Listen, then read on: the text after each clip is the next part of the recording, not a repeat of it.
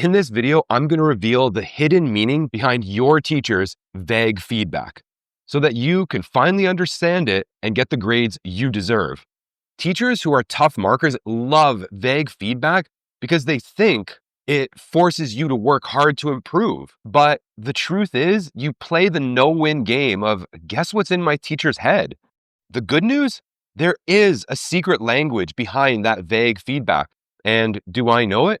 Yeah, I do.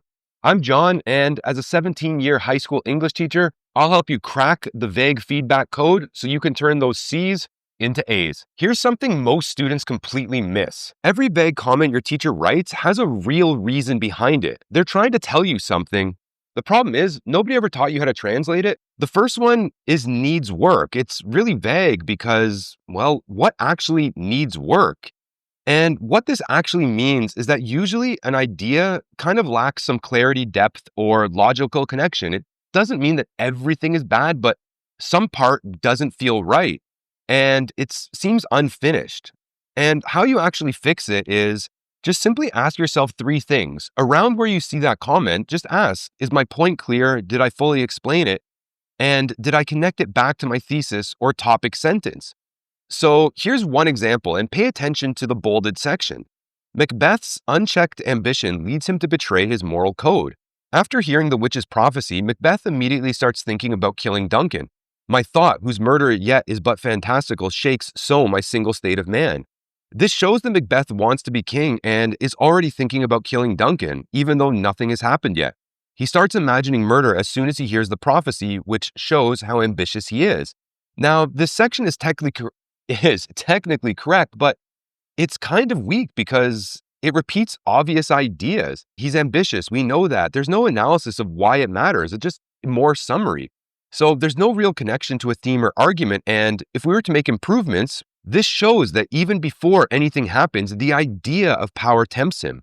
Shakespeare uses this moment to reveal how ambition can distort a person's values long before they act, making Macbeth's downfall feel inevitable from the start. This is so much better because it moves simply beyond summary to how the idea of power actually works and starts to corrupt Macbeth's. And another one that we can consider, the next one, is what happens if your wording just kind of sounds off and you get the classic awk? How can we actually fix that? Because this one really drives students crazy.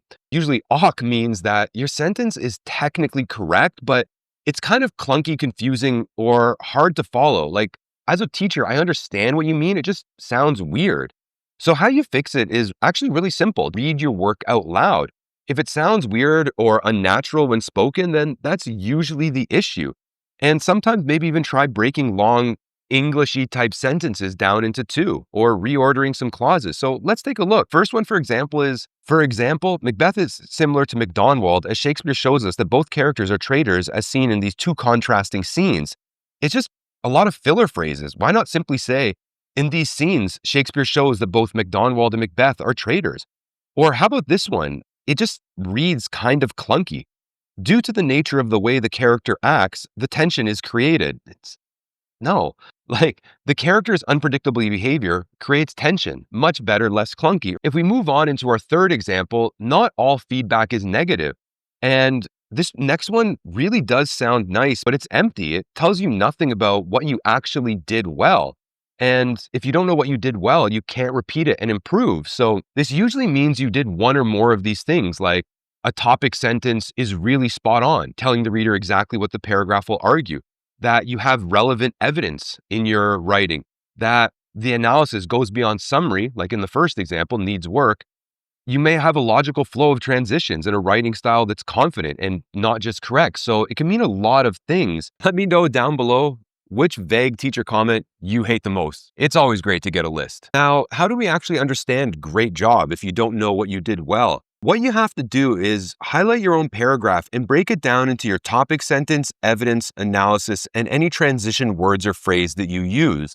And for each one of those four, you're going to have to, I guess we'll say, self-analyze and think, did I go deeper than usual? For example, was my claim really clear, or my evidence or analysis? Did it feel smooth to read? Where did it go and flow from one great idea to another? And where did you show something the reader might not have already known, where you went into some great insight? And you have to look at all four of those parts.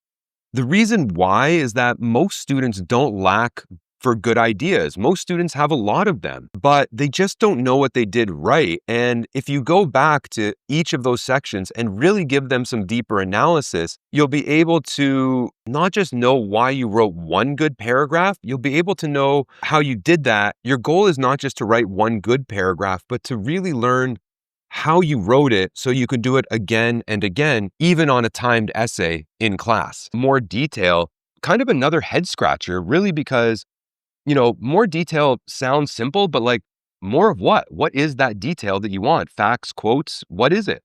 So, what more details really means is you probably have a good claim, a good topic sentence, but you haven't backed it up. Your teacher's kind of telling you, like, you're almost there. So, basically, how to fix more details is pretty straightforward. Honestly, after your claim, ask yourself two things. Have I proven it with evidence, and why does it matter? AKA analysis. So if we take a look at this more details example here, the Radley house creates suspense in the novel. It's described as old, creepy, and mysterious, and most people in Macomb avoid it. There are rumors about Boo Radley being dangerous, and no one really knows what happens inside. Scout and Jem are scared to walk by it, and they even dare each other to go near it. This makes the house seem important and show that it plays a big role in the story's suspense. So again, you've got some good points, but there's nothing really specific or detailed in here. So it's complete, but it's kind of vague. There's lacking a direct quote, and there's a lot of repetitions, creepy, dangerous, and there's really no explanation of why. And the analysis says that the house adds suspense, but doesn't really explain how or why that matters. And it's kind of generic, really. So let's take a look at this new added part. Again, most of the stuff is the same, but the Radley house creates suspense in the novel. When Scout describes it, she says, inside the house lived a malevolent phantom, showing how the kids turned Boo Radley into a ghost story. But just adding a specific detail, something concrete, really expands on the evidence that you have and makes the paragraph now not lack details. If you wanted to even go a step further, you could add some deeper analysis that this fear shows how Boo has become more myth than person in their minds. By turning him into a phantom, Scout reveals how imagination fills in the blanks when facts are missing. This builds suspense because the reader shares the kid's uncertainty, which keeps the mystery of Boo Radley alive and heightens the tension every time the house appears. So this is so much better in the sense of now not only do we have a clear detail in the evidence, but in the analysis, we explain why or how that matters within the story. If we jump to the next one of your argument is lost, the idea here is your teacher isn't just asking for more. They've kind of, stopped following things altogether. And it's not that it's just vague. The essay's kind of lost its way. And it means you've drifted off topic. You've lost the argument, or you might have introduced a new idea that doesn't connect. So your structure might need more tightening, i.e. make an outline. So how you fix it is you kind of just go each paragraph point by point and make sure, do you have one clear topic sentence? Do you have strong topic sentence of a claim, evidence, and analysis that directly supports it? Let's take a look at this example and tell me if you can figure out where this paragraph gets lost. Katniss survives the Hunger Games not just because of her physical skills, but because of her ability to think strategically. One example is when she forms an alliance with Rue, which helps her emotionally and gives her a partner. By teaming up with Rue, Katniss increases her chances of survival. They can watch each other's backs and share resources. Rue also knows how to navigate the arena quietly and spot danger from a distance, which gives Katniss access to information she wouldn't have on her own. Rue also reminds Katniss of Prim, which makes her much more protective and kind. This shows how much Katniss values family and that caring for others is a central theme in the novel. Did you catch that? You probably noticed at the end of this paragraph, Rue also kind of reminds Katniss of Prim. All of a sudden, there's a simple reminder of Prim as a character when we've been generally talking about Rue this entire time. If you're asking yourself, did I lose the structure? Maybe in that case, yes. But if you go point by point, you'll be able to find these mistakes. But what if your problem started earlier at your foundation? In this next example, the thesis was unclear. If the thesis is shaky, everything else will fall apart. And this next comment feels kind of the most vague, but also maybe the most important because it means your thesis is too broad, too vague. It's not really arguable. How to fix it is simply just a three-part check. Does your thesis answer the prompt your teacher gave you? Is it specific and not general? And can someone disagree with it? So if we take a look at this one, Harry shows bravery in the last book when he fights Voldemort. It's really descriptive. Like, yeah, of course, Harry shows bravery. There's no theme identified. It's too general. And you can move this one to in the Deathly Hallows, Rowling uses Harry's choice to sacrifice himself to explore the theme that true leadership requires selflessness, not power. And this focuses on a key choice and not just showing bravery, but his leadership skills. Or how about this one? 13 Reasons Why shows that bullying is bad and can affect people, but that's really obvious. We all know that bullying is bad, and it's kind of a vague cause and effect. You could say something better like, in 13 Reasons Why, Jay Asher uses the character's decisions to ignore or dismiss Hannah's pain to reveal how inaction and silence can be just as harmful as direct cruelty. And in this case, the cause and effect is better because it tells specifically about which choices matter and clearly argues a theme. Or how about example 3? Star learns a lot about racism and speaking up for what's right. And this one is way too broad. Like, learns a lot is just so vague and it doesn't name the theme clearly. And there's no mention of how her choices really reveal anything. So we can update this to, in The Hate You Give, Angie Thomas uses Star's decisions to speak out after Khalil's death to show how silence can support injustice and how finding your voice is a form of resistance. Now that answers something directly and focuses on a specific choice of speaking out. And for this final one, here's one that teachers love to say and students really love to hate. Show, don't tell. It's classic writing advice, but kind of weird. And what does showing actually look like? It kind of means that don't summarize or state things generally. Use specific, vivid, concrete examples. And you fix it by spotting vague or obvious phrases like good, bad, important, unfair. And you ask, can I improve this with a real moment, quote, or reaction? Action.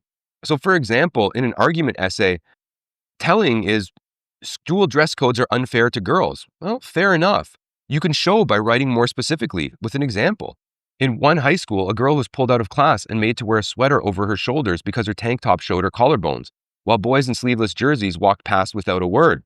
And this works because instead of summarizing a claim, it shows a real situation. Or how about in a personal narrative or college essay?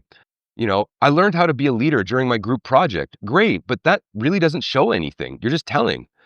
Now, give an example. When half my team ghosted the night before the deadline, I stayed up organizing slides, assigning last-minute roles, and even voiced over 2 absent classmates' part just so we'd have something to present, showing real leadership. And it becomes actionable because you show decisions, problem solving, and pressure. Or how about in a literary analysis essay? You can say that or tell Atticus Finch is a good father, but really show it with a specific moment to demonstrate character that when Scout gets into fights at school, Atticus doesn't scold her. He sits her down and explains why it's important to stand in someone else's shoes before judging them. Now you can take that vague feedback and turn it into the grades that you deserve. But what if you're worried that the degree you actually want is useless and you worry that you're not going to make any money from it? Well, watch this video right here where I'll teach you how to turn any major, any lifelong passion that you have into real money and a real future. Take care. I'll see you in the next one.